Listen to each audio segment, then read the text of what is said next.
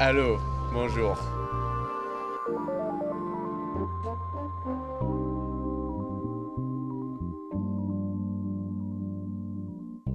Je m'appelle Fred Berger, je suis l'assistant de Sofia Coppola et de Roos ici à Paris.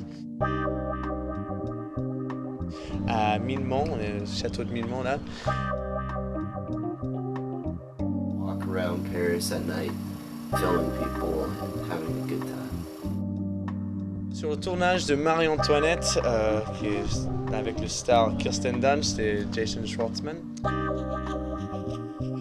En fait, c'est l'histoire d'une reine, d'une petite fille qui est venue. Oh, let me start over.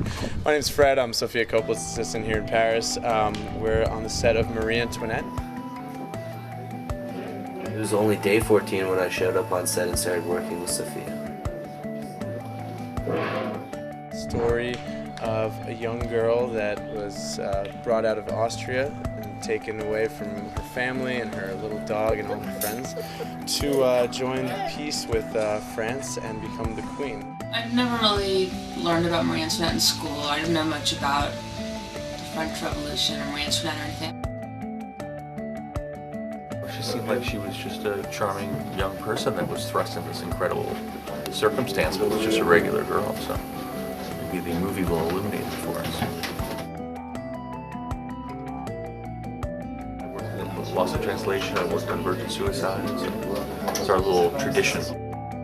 Marie-Antoinette lived till 38. She came to the palace about 17 and was married to Louis XVI. It's good to be the king. Who's kind of had some bad reputation in the sack, but Loose Daytona style, spring break Daytona Beach. But otherwise was a good guy. They had a good little friendship going. It's a learning process every day. Getting blamed for a lot of France's problems because of her decadence and indulgence. Marie-Antoinette is known as this villain who said let them eat cake, and people still really hate her today in France. There's a lot of pressure on her to have an heir to the throne, and she was avoiding all that by partying and shopping, which sounds like a lot of Beverly Hills. Sofia's, I think, trying to clear up a lot of the ignominy that's associated with the Queen, but without completely clearing her from it. I think it has elements that anyone can relate to, except for it's in this ridiculous setting.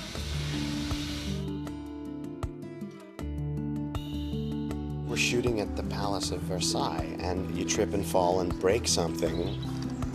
It's from 1752, and it's not replaceable.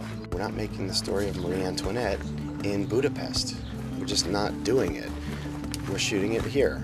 So we had to make compromises. The giant house of Marie-Antoinette. We learned a lot of interesting things here at Versailles.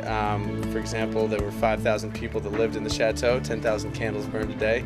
But more interestingly, people only bathed 3 times a year. Men didn't really have bathrooms, more like guys just holding a barrel.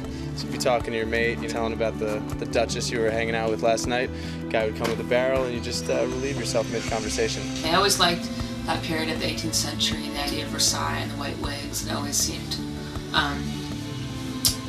like a crazy, strange, fun, really articulate. It's kind of crazy. It was just a whole other thing having to think about casting like 30 main characters as opposed to 2. And all of them are dressed in period clothing. And also about the history, having to know enough about it to figure out what we want to use that's real and what we want to just invent as our own. Everything we're doing is about not making a dusty museum piece period movie. I'm playing the lady-in-waiting to Marie-Antoinette. So, we take off her clothes, we put on robes. She's actually from France. And this is our wardrobe trailer, where we get changed. Kirsten has the side, Louis XVI, Jason. Jason who plays Louis XVI. Few of them we bought for the movie and some from my collection. Like I have to wear garter belts and crazy underwear and stockings, and this shirt's mine, but in the movie I wear a shirt a lot like it. We're not going to do an academic movie about Marie-Antoinette, as you know. It's more moody and it's stylish, you know. It gives an interpretation of the 18th century, seen from our point of view, from our sensitivity. We've taken a little bit more liberties. Probably they would never have used this color. It's a little bit too lilac-y. There's definitely would never put the black on the ribbon. Well, there's two concepts. One is to use, obviously the movie takes place in the 18th century, so I've had to study a lot of 18th century music, opera, chamber music of the nature, you know. And so there's that music, and I want to use that music just for the sake of reality, and not use that music to score the film.